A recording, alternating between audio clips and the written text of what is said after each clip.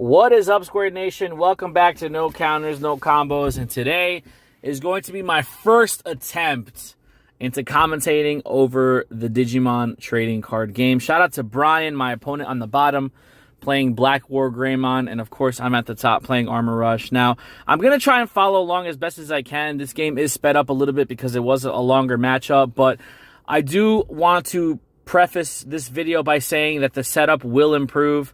I did realize halfway through the video that my tripod was losing the integrity on the extension of the stand, so it started to slide down. So as the video progresses, you'll see my screen get tighter and tighter. It's pretty good for dramatic effect, but it's not great to see the results on the entire board. So I do promise on getting a better setup.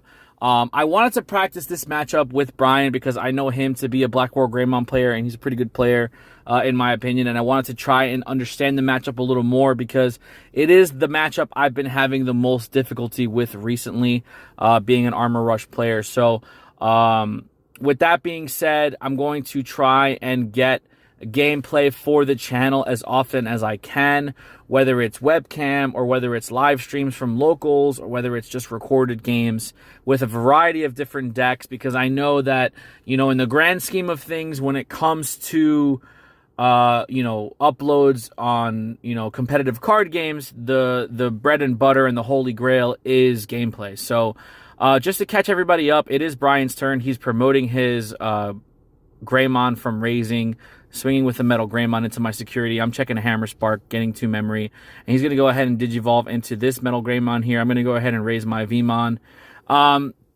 What I noticed in this matchup, primarily, for those of you who are playing Armor Rush and are having the same issues as me, it is very difficult for your cards to stick. And what I mean by that is, primarily, you're going to Digivolve a rookie in raising and then play out a rookie on the board that's going to get you another card.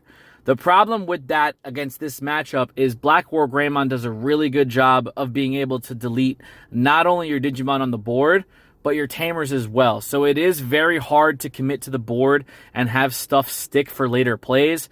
There were instances where I had alternative methods of play, but you do have to keep up momentum because Blackwargreymon is a type of deck that it will just eat whatever security attacks you're making, control your board, and then just kind of kill you with one shot. As you can see, Brian is setting up his board with his Blackwargreymon. He has an Agumon on board. He has a Metal Greymon on board, and I'm going to have to go ahead and try to navigate my way through that, which is why Megadeth, as you can see, does become a very important card in this matchup. I don't think it's the greatest card in Armor Rush because you need a blue-green source to play it, and you really only have access to Raydramon and Davidson as your tamer. It obviously is a much better option for Imperial Dramon because they have a lot more blue-green sources, but if you check a Megadeth off of security, it is a really good card. Magnamon also is really a good card in this matchup because he can get big and he could pressure your opponent's Blackwargreymons if they're suspended after attacking. But the direct counter to Magnamon, which I've noticed, is this Metal Greymon. I mean, being able to Digivolve for 4 and then de-Digivolving your opponent's Digimon and then deleting something that's 3k or less is pretty nuts because it gets around the armor purge mechanic, which is what makes Armor Rush a decent strategy in my opinion. I mean, being able to de-Digivolve your Magnamons, so they're doing 2 things, they're doing 3 things at once. They're getting rid of a huge blocker that you can have that's going to threaten their Mega, and then they're de-Digivolving you, so it's not going to trigger your Armor Purge, and it's going to run over your rookie. So you basically go from having an established pivot in Magnamon to going to nothing. So like I said, there are times where you're going to get close. Obviously, if you can aggro them down super early before they can establish their board, with Metal Greymons and Blackwargreymons and stuff like that, there's a possibility of you getting multiple checks off super early with cards like Fire Rocket. But it's not the most sustainable strategy, and because Digimon doesn't have side decks, you can't really side in cards that are going to plus you in this matchup. So as you can see, I only have like 2 or 3 security left, and Brian already has a board established of 4 Digimon. So I am going to go ahead and just play 3 Fire Rockets on this Flame Dramon, checking essentially 4 cards. But that's it. Like, I run out of steam here because I don't have enough memory to do the XVmon for game. I only have 0 memory, and it is a Digivolution of 2. That's why I kind of took that play back to see if I had like a Hammer Spark, which I do, but it only's going to put me to one memory. So even Digivolving on this Vmon is going to put my opponent to 1, and then he's going to go ahead and go to 3 with his Memory Tamer. If I would have had the EX1 Vmon as a source, I would have been able to unsuspend and gain that memory. So it's just one of those things where it's situational and it does come up, but you do have to keep everything in mind when you're playing against a control deck like Blackwargreymon. And I think, I mean, I'm not the most experienced Digimon player. I just obviously started playing like a month ago, but I do see Blackwargreymon being a very good control deck if it's played in a control, like if it's played in a state of control. And what I mean by that is, obviously, you want to build your stack, you want to get your blockers out, you want to get your Blackwargreymons out because they help control tempo, but you want to play it as a control deck. Yes, there are ways of checking multiple times in this deck, but there also are ways of dying to security, which is why I think Brian put me on the hero train as opposed to Marcus. Even though Marcus does give you extra memory when you swing with the Greymon, Hero does give you that extra DP, which is going to save your Blackwargreymon 9 times out of 10. Making him a 14, 15, 16k attacker and not dying into anything in security, which is nice. So we're going to go ahead and get ready for this game 2 here. I just have a standard open play with Vmon. Going to go ahead and dig for 3, adding a free Digimon to my hand. And then Brian's going to get off to the races here with his Geograys and his Agumons and Raising. And it's just, there's a lot of different things that this deck can beat you with. I mean, they could just kind of control the board with their higher end.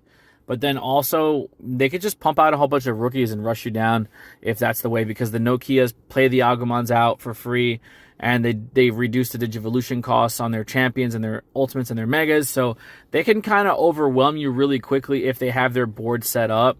Being able to Digivolve for a reduced cost, I mean, you could essentially make your Greymons free if you have multiple Nokias out, and then they could just go ahead and start attacking if that's the case. If that's the way you want to go. The Digivolution on the Chimeramon here was really interesting for 4, but he is going to give you potentially a bigger body, and I think he has the blocker inheritable, which is nice. So as you can see, you can also rush down with rookies here. I am going to suspend the Agumon with the Raidramon and go ahead and just check a security. Check 2 security off a Fire Rocket. Check 3 security off another Fire Rocket. Which is what you have to do. Like, it's kind of what you just have to do. You have to try to get them down as early and as quickly as possible. But it is a tough matchup. And moving forward, I do want to practice more against the Blackwargreymon. As far as the gameplay and as far as the commentary, we are definitely going to polish things up as best as we can. I have experience with uploading commentary gameplay on my Dragon Ball Super channel, so I have been doing that for a while. I just have to find the right setup for Digimon here. I have some ideas on how I want to improvement. I definitely have some ideas on how I want to approach the commentary path. I don't think I'm going to be speeding up all of the games, especially if they're detrimental to keeping pace and having everybody follow along, at least on the audio side of things, if you can't really watch it visually. But I definitely plan on making that better, especially with other people in the community. Like, if you haven't already, feel free to join the Discord, where we can, jam out some games. If you're looking for some webcam games, I am willing to play whoever, because I just want to get as much experience as I possibly can. But this is pretty much it. I mean, I have 5 security, but he's just going to check it down pretty much to the end here.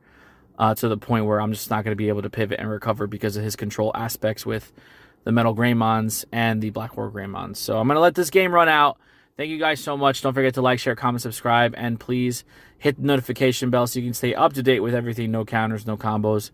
We really do appreciate the support, and we'll see you guys in the next video. Be there or be squared.